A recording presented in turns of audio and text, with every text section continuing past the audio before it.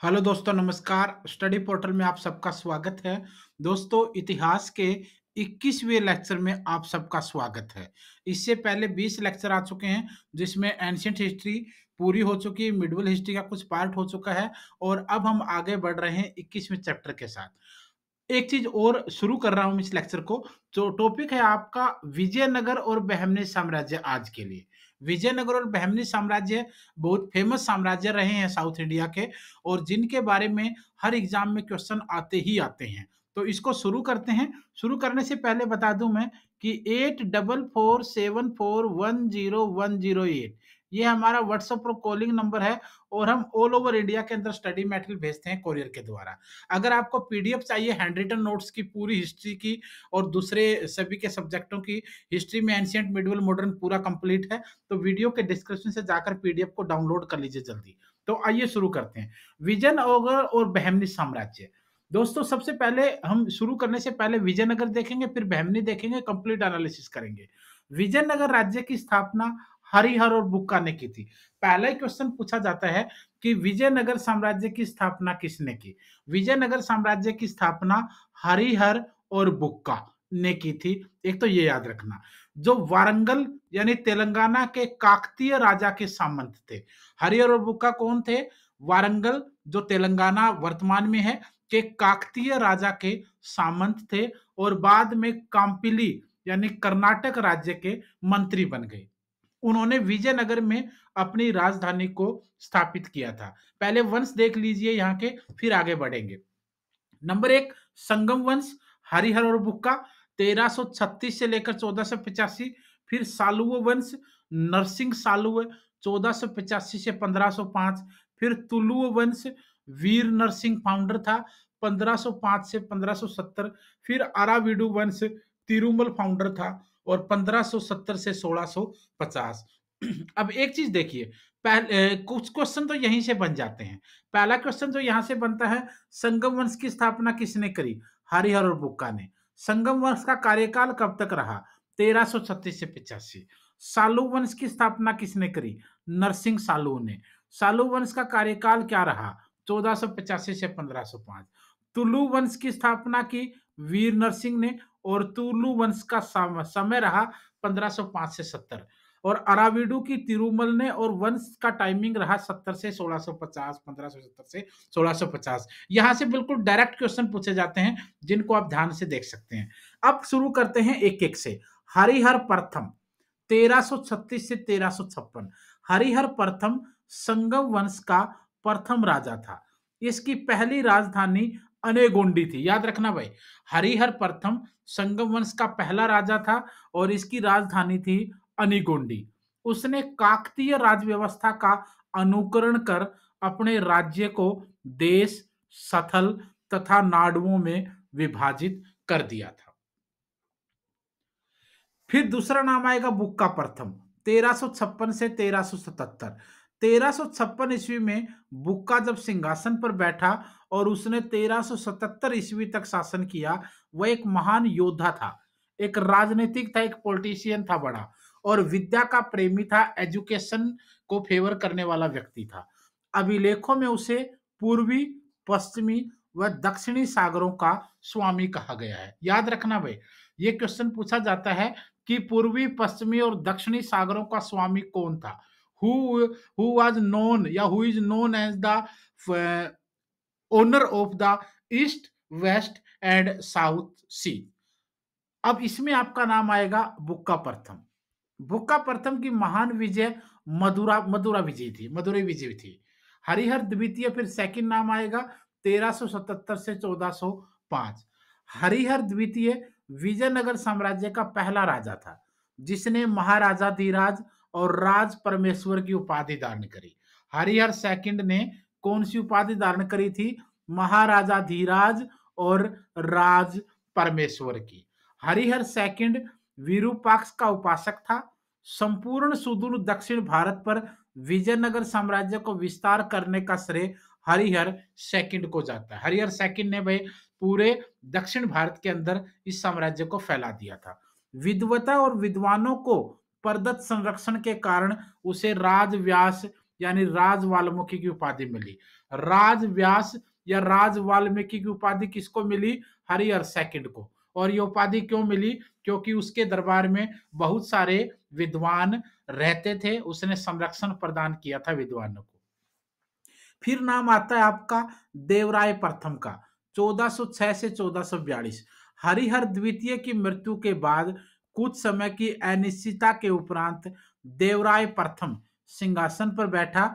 उसने तुंगभद्रा नदी पर एक हरिद्रा नामक बांध बनाया था। तुंगभद्रा नदी पर हरिद्रा नाम का बांध किसने बनाया था? हरिहर सेकंड ने बनाया। हरिहर सेकंड की मृत्यु के बाद जो राजा बना देवराय प्रथम, उसने बनाया था। देवराय प्रथम के शासन काल में इटालियन यात्री निकोलो डी कांटी ने 1430 ईस्वी में विजयनगर की यात्रा करी थी। इटालियन यात्री निकोलो डी कांटी किसके समय में भारत आया था? देवराय प्रथम के समय में। और डेट पूछेंगे तो आपका आंसर होगा 1430 में विजयनगर की यात्रा करी थी। बाकी भारत में तो लंबे समय तक रहा वो।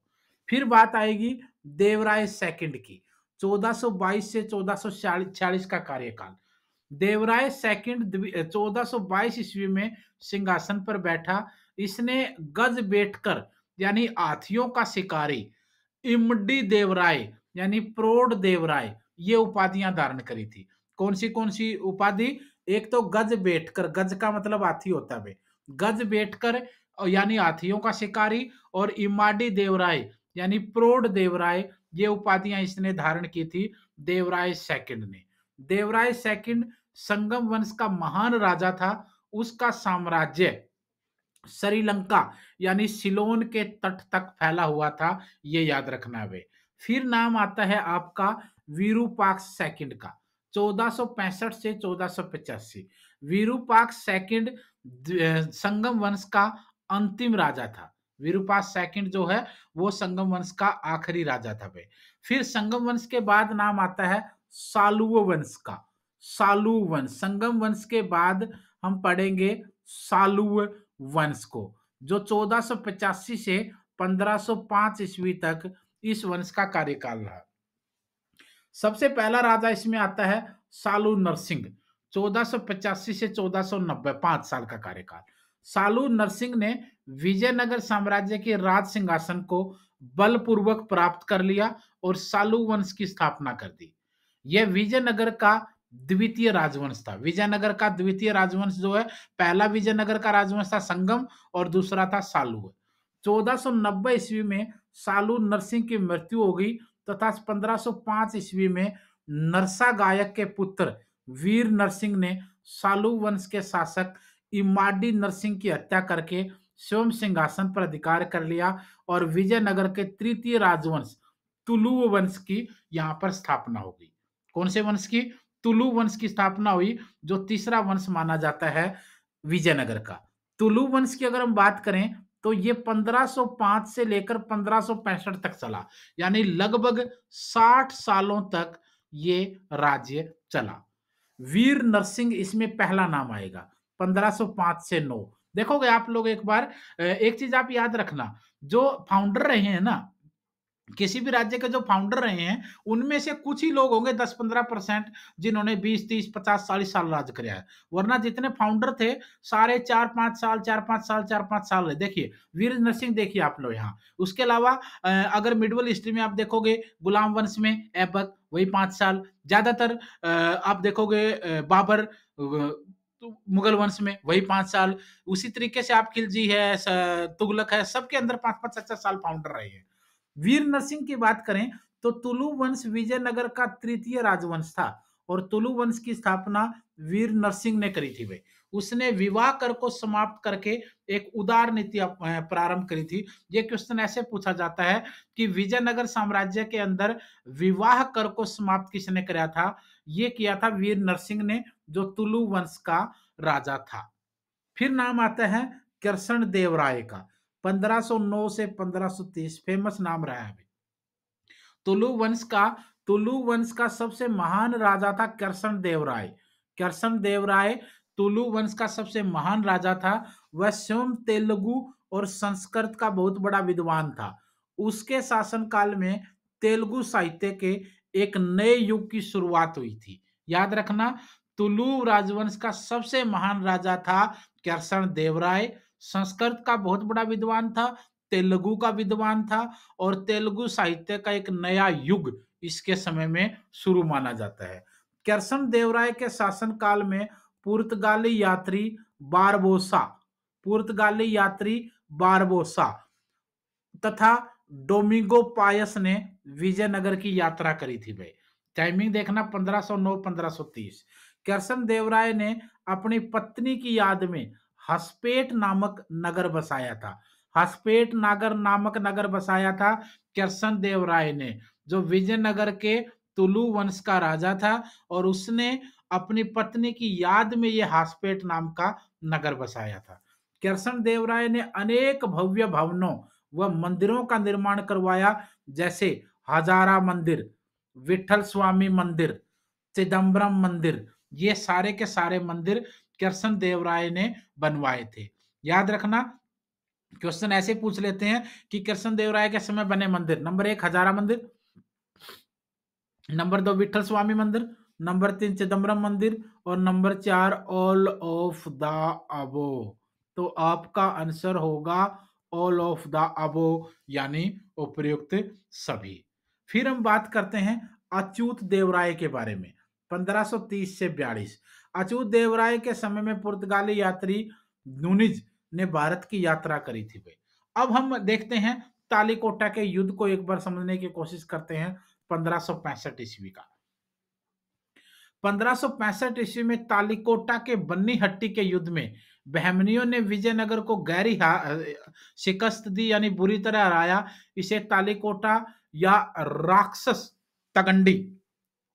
राक्षस तंगड़ी का युद्ध के नाम से भी जाना जाता है।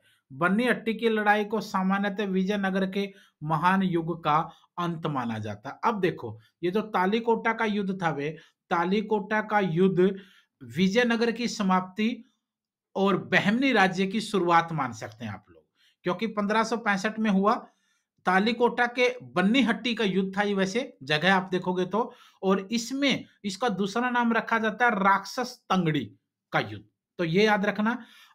फिर बात करते हैं हम लोग अराविंडु वंश की। 1570 से 1652 पेनुकांडा ने अराविंडु वंश की स्थापना की थी, तथा पेनुकांडा को अपनी राजधानी उसने बनाया।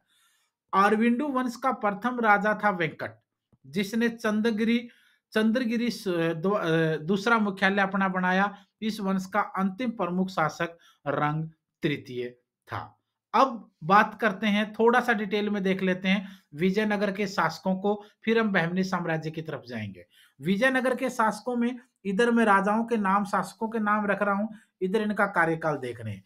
अरियर प्रथम 1336 से 56, बुक्का प्रथम 1356 से 77, हरिहर द्वितीय 1377 से 1404, विरूपाक्ष राय 1404 से 5, बुक्का द्वितीय 1405 से 6, देवराय प्रथम 1406 से 22, रामचंद्र राय 1422, वीर विजय बुक्का राय 1422 से 24, देवराय सेकंड 24 से 1424 से 1446, मल्लिकार्जुन राय 46 से 65 1400, विरूपाक्ष राय द्वितीय 1465 से 85, प्रोड राय की उपाधि आप ध्यान रखना, 1489 का समय रहा। फिर हम बात करते हैं विजयनगर के प्रशासन के बारे में, थोड़ा देख लेते हैं। विजयनगर साम्राज्य का शासन राजतंत्रात्मक था। ये क्वेश्चन पूछते हैं भाई, विजयनगर साम्राज्य का शासन कैसा था? राजतंत्रात्मक था, तथा राजा ईश्वर के समतुल्य माना जाता था। विजयनगर साम्राज्य में प्रशासनिक व्यवस्था राजतंत्रात्मक थी, और राजा को ईश्वर के समतुल्य, इक्वल टू गॉड, भगवान के बराबर माना जाता था। याद रखना, विजयनगर राज्य में राजा को सलाह देने के लिए मंत्रियों की एक परिषद होती थी, जिसमें राज्य के प्रमुख सरदार हुआ करते थे। विजयनगर राज्य में राजा को सलाह देने के लिए क्या होती थी? मंत्रियों की एक परिषद होती थी, काउंसिल ऑफ मिनिस्टर्स होती थी, मंत्री परिषद आप कह सकते हैं आज के हिसाब से, और इसमें राज्य के बड़े बड़े सरदार हुआ करते थे। विजयनगर राज्य में राजा सैनिक सरदारों को अमरम या पालीगार निश्चित राजस्व वाला अक्षेत्र देता था। पलफुगार यानी पोलीगार या नायक कहे जाने वाले इन सरदारों को राज्य की सेवा के लिए एक निश्चित संख्या में पैदल सैनिक, घोड़े और हाथी रखने पड़ते थे। विजयनगर में दास प्रथा का प्रचलन था। अब देखो दो चीज आई। पहली बात तो विजयनगर में दास प्रथा का प्रचलन था, ये याद रखना। अच्छा, दूसरी क्या है, जो सरदार लोग होते थे राज्य में, उनको एक निश्चित एक सेना रखनी पड़ती, जैसे बाद में अंग्रेजों ने भी किया, राजाओं को सेना रखनी पड़ती थी, खर्च वहन करते थे। तो इस तरीके का व्यवस्था कुछ कुछ मिलती जुलती यहाँ भी थी। इन सरदारों को राज्य की सेवा के लिए निश्चित संख्या में पैदल सैनिक, घोड़े, हाथी रखने पड़ते थे और निश्चित राजस्व वाला अक्षेत्र राजा इनको दे दिया करता था, जहां से ये टैक्स वैक्स वसूलते थे, खर्चा पानी अपना चलाते थे और राजा को इनसे एक सेना मिल जाती थी इमरजेंसी और रक्षा के मामले में।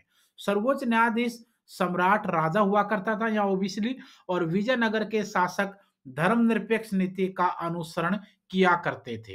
कौन सी नीति थी? धर्मनिरपेक्ष नीति थी। सेकुलर टाइप के ये लोग माने जाते थे, ये क्लियर है। और सुप्रीम जो जस्टिस बह सकते हैं आप लोग, सर्वोच्च न्यायाधीश जो है वो सम्राट के पास वो अधिकार होता था। फिर हम बात कर लेते हैं बहमनी साम्राज्य की। विजयनगर पढ़ा और बहमनी ना पढ़े तो कहां से कंप्लीट होगा यह चैप्टर, और बहमनी पढ़े और विजयनगर भूल जाएं तो इस चैप्टर का औचित्य ही क्या होगा। तो दोनों आपको साथ साथ रखने पड़ेंगे। मोहम्मद बिन तुगलक के शासनकाल के अंतिम वर्षों में अमीरान ए सादाह के विद्रोह के परिणाम स्वरूप 1347 ईस्वी में बहमनी साम्राज्य की स्थापना हुई। मोहम्मद बिन तुगलक का ये शासनकाल का ये आखिरी टाइम थे और अमीरान ए सादा ने विद्रोह कराया 1347 में, जिससे बहमनी साम्राज्य की शुरुआत हुई। अलाउद्दीन बहमन शाह 1347 से 1358। 1347 ईस्वी में हसन गंगू, नाम याद रखना मोस्ट इंपोर्टेंट है। 1347 में हसन गंगू अलाउद्दीन बहमद शाह के नाम से बहमनी का शासक बना तथा गुलबर्गा को अपनी राजधानी बनाया। कौन सी राजधानी थी? गुलबर्गा। इसके सिक्के पर द्वितीय सिकंदर अंकित किया गया, यानी इसके सिक्के इसकों के ऊपर सेकंड अलेक्जेंडर या सेकंड सिकंदर आप कह सकते हैं, दूसरा द्वितीय सिकंदर का को छापा गया। इसने संपूर्ण साम्राज्य को 4 प्रांतों में बांटा। Number 1 Gulbarga, number 2 Daulatabad, number 3 Bidar और नंबर 4 बरार। गुलबर्गा, दौलताबाद, बिदर और बरार, 4 भागों में इसने पूरे के पूरे साम्राज्य को बांट दिया। फिर बात आती है मोहम्मद शाह प्रथम की। इसके शासनकाल में विजयनगर तथा वारंगल के मध्य युद्ध तथा विजय की घटना घटित हुई थी। इसी काल में बारूद का प्रथम बार प्रयोग किया गया था। बारूद का पहली बार प्रयोग भी मोहम्मद शाह प्रथम के समय में हुआ था। फिर नाम आता है शिहाबुद्दीन अहमद प्रथम। सूफी संत गेसुदराज से संपर्क के कारण उसे वली के नाम से जाना जाता था। वारंगल द्वारा देवराय प्रथम को सहयोग देने के कारण अहमद शाह ने वारंगल को जीतकर अपने साम्राज्य में मिला लिया था। साम्राज्य के विस्तार के कारण गुलबर्गा की जगह बिदर को राजधानी बनाया गया तथा राजधानी को मोहम्मदाबाद का नया नाम दिया गया। फिर नाम आता है हुमायूं का। ये हुमायूं वो नहीं है भाई जो मुगल वंश में था, कंफ्यूज होने की जरूरत नहीं है। हुमायूं, इसकी क्रूरता के कारण इसे जालिम शाह के नाम से भी जाना गया। जालिम शाह के नाम से किस राजा को जाना गया? हुमायूं को जाना गया। हुमायूं को किस नाम से जाना गया? जालिम शाह के नाम से जाना गया। दोनों तरीके से क्वेश्चन पूछा जा सकता है। इसे दक्कन का नीरो भी कहा जाता था। दक्कन का नीरो याद रखना, मोस्ट इंपोर्टेंट भाई, बहुत बार क्वेश्चन पूछा जा चुका, अगर ढंग से आपने एग्जाम देखे होंगे तो, पेपर देखे होंगे। दक्कन का हीरो या जालिम शाह, दोनों नाम से कौन फेमस था? हुमायूं। फिर नाम आता है अमीर उल ब्रिद का। अमीर उल ब्रिद को दक्कन की लोमड़ी, क्वेश्चन मोस्ट इंपोर्टेंट, दक्कन की लोमड़ी, दक्कन की लोमड़ी किसको कहा गया? दक्कन की लोमड़ी अमीर उल बरीद को कहा गया। बहुत चालाक व्यक्ति था वे उस समय ये। फिर नाम आता है कलीमुल्ला शाह।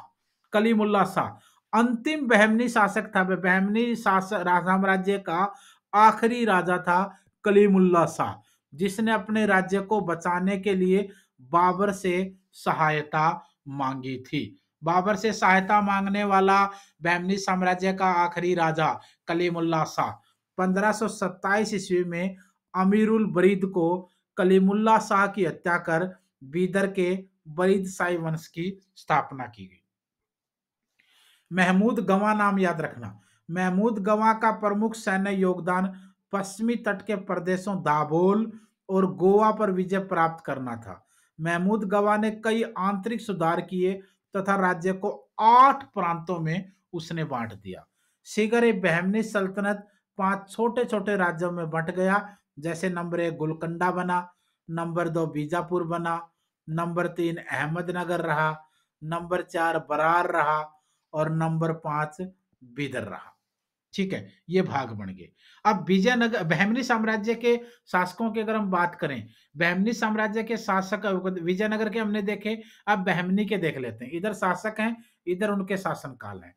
नंबर 1 अलाउद्दीन बहमद शाह प्रथम 1347 से 1358, मोहम्मद बहमनी शाह प्रथम 1358 से 1373, मुजाहिद बहमनी 1373 से 77, दाऊद बहमनी 1378, मोहम्मद बहमनी शाह सेकंड 1378 से 1397, ग्यासुद्दीन बहमनी 1397, शमसुद्दीन बहमनी 1397, फिरोज शाह बहमनी 1397 से 1422, अहमद शाह प्रथम 1422 से 1435, अलाउद्दीन अहमद शाह सेकंड 1337 से 1435 से 1457, याद रखना 1400 की सीरीज है। हुमायूं शाह बहमनी 1457 से 1516 आ जाएगा।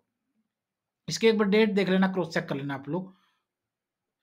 नहीं, 1457 से 1461 आएगा ये, 1457 से 1461 आएगा।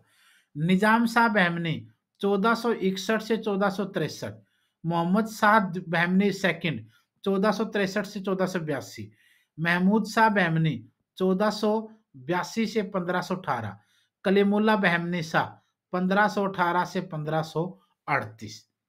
ये कुछ था भाई। इसके अलावा अगर हम दोनों की बात करें, दोनों की टाइमिंग की, तो इसमें कुछ और देख सकते हैं। एक तरफ राज्य हैं, एक तरफ संस्थापक हैं, फिर उनकी स्थापना है, फिर राजवंश, फिर राजधानी और फिर उनके विलय। सबसे पहले बात आती है बरार राज्य की। बरार राज्य का फाउंडर था फतुल्ला इमाद शाह। स्थापना हुई 1484 में। राजवंश था इमाद शाही। राजधानी थी एलुचपुर और गाविलगढ़। विलय हुआ 1574 ईस्वी को अहमदनगर में। दूसरा नाम आया बीजापुर। बीजापुर का संस्थापक था यूसुफ आदिल खान। स्थापना हुई 1489 में। राजवंश था ये आदिल शाही। राजधानी थी नौरसपुर और 1686 ईस्वी को औरंगजेब द्वारा मुगल साम्राज्य में मिला दिया गया। फिर नाम आएगा अहमदनगर। फाउंडर था मलिक अहमद। स्थापना हुई 1490 में। राजवंश की अगर हम बात करें तो राजवंश था निजाम शाही। राजधानी जुन्नार और अहमदाबाद और 1633 ईस्वी को शाहजहां द्वारा मुगल साम्राज्य में मिला दिया गया। फिर नाम आएगा गोलकुंडा। फाउंडर था, संस्थापक है कुली कुतुब शाह। स्थापना हुई 1512 में। वंश रहा कुतुब शाही। राजधानी बनी गोलकुंडा और 1657 ईस्वी को औरंगजेब द्वारा मुगल साम्राज्य में मिला दिया गया। फिर राज्य रहेगा बीदर। बीदर की स्थापना करी अमीर अली बरीद ने। 1526 में स्थापना हुई। वंश रहा बरीद शाही। राजधानी बनी बीदर और 1618 ईस्वी को बीजापुर 1618 ईस्वी को बीजापुर में इसको मिला लिया गया, शामिल कर दिया गया। तो ये सारा का सारा आपका विजयनगर और बहमनी साम्राज्य था। एक बार फिर मैं तो वही कहूंगा कि 8447410108 ये हमारा व्हाट्सएप और कॉलिंग नंबर है और ऑल ओवर इंडिया के अंदर हमारे नोट्स जाते हैं कोरियर और स्पीड पोस्ट के माध्यम से। अगर पीडीएफ चाहिए तो वीडियो के डिस्क्रिप्शन से डाउनलोड कर लीजिए। कोरियर से चाहिए तो इस नंबर पर कॉल या व्हाट्सएप पर बात करके ऑर्डर कर सकते हैं। कितने भी केवीएस का एग्जाम हो, एनवीएस का एग्जाम हो, सीटेट का एग्जाम हो, DSSB का एग्जाम हो, यूपीएससी के एग्जाम हो, पीसीएस के एग्जाम हो, एसएससी सीजीएल एसएससी 12th वाला हो, सबके नोट्स अवेलेबल होते हैं। और डिफेंस में चाहे आपका एनडीए है, चाहे आपका सीडीएस है, चाहे आपका एफकेट है, चाहे आपका ओटीए है, सबके नोट्स हमारे पास अवेलेबल होते हैं। तो फटाफट वीडियोस को देख लीजिए, पिछले 20 लेक्चर भी देखिए, ये 21वां भी देखिए और टोटल 50 से ज़्यादा लेक्चर बनेंगे, उनको भी जाकर आपको देखना है। धन्यवाद, शुभकामनाएँ।